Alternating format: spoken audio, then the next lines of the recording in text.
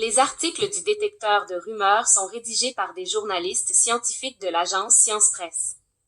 Les fonds de recherche du Québec et le Bureau de coopération interuniversitaire sont partenaires du détecteur de rumeurs.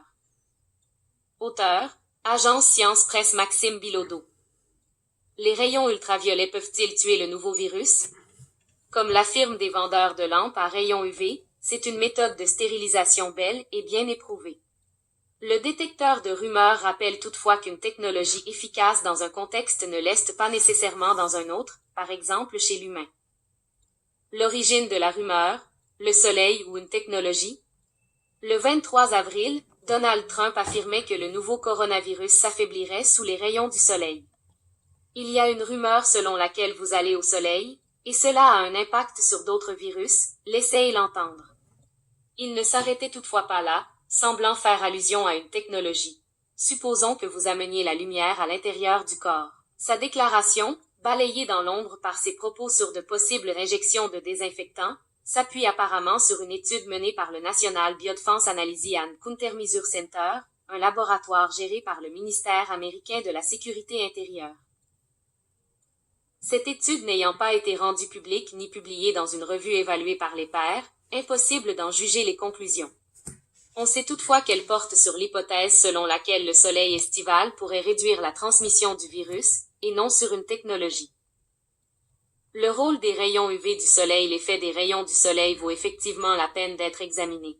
On sait que les ultraviolets de courte longueur d'onde, 100 à 280 nm, ont pour effet d'endommager lourdement l'ADN des êtres vivants qui y sont exposés.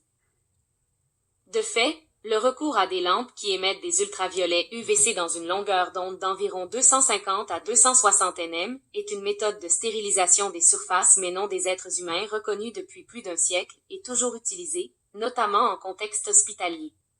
On en doit la paternité au médecin féroïen Niels Rieberg-Vincent, lauréat du prix Nobel de médecine en 1903. C'est dans cette perspective que certaines entreprises vont jusqu'à proposer de telles lampes pour un usage dans un contexte domestique. Ces jours-ci, l'entreprise lituanienne Ecomlita publicise la Sterilisix, une lampe qui serait capable, affirme-t-elle sur son site, d'éliminer jusqu'à 99,9% des virus dans un périmètre de 45 mètres carrés ou seulement 20 mètres carrés comme le suggère plus prudemment la version anglaise. La société québécoise Titan Sécurité distribue quant à elle des unités mobiles de biosécurité à base d'UVC en mesure de désinfecter les espaces et équipements en y éliminant des virus, dont celui responsable de la COVID-19, affirme-t-elle. Le problème, c'est que ces lampes germicides sont aussi très dangereuses pour la santé.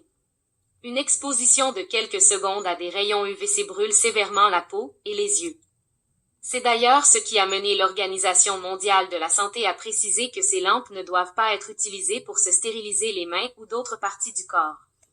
Ecomlita indique que personne ne doit regarder directement la source de lumière, ni même être en sa présence, lors de l'utilisation de son produit Sterilisix, bien que l'entreprise en recommande l'usage dans la salle de bain, la cuisine et la chambre de bébé.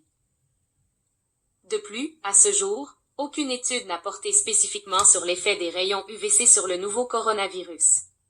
Des études réalisées sur des virus apparentés à ce SARS-CoV-2, comme celle-ci publiée en 2004 sur le SARS-CoV-1, concluent à leur efficacité, mais uniquement en laboratoire, c'est-à-dire lorsqu'on bombarde des échantillons de virus in vitro, dans des conditions contrôlées.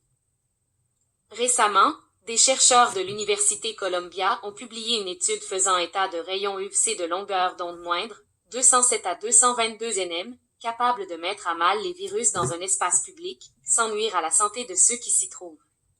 La vaste majorité des lampes à rayons UVC disponibles sur le marché ne recourt cependant pas à cette technologie, qui en est encore à un stade de recherche préliminaire. Ces derniers mois, certains fabricants d'équipements de stérilisation à base d'UVC auraient enregistré des ventes records. Découvrez mes dossiers de recherche intersectorielle. Voir aussi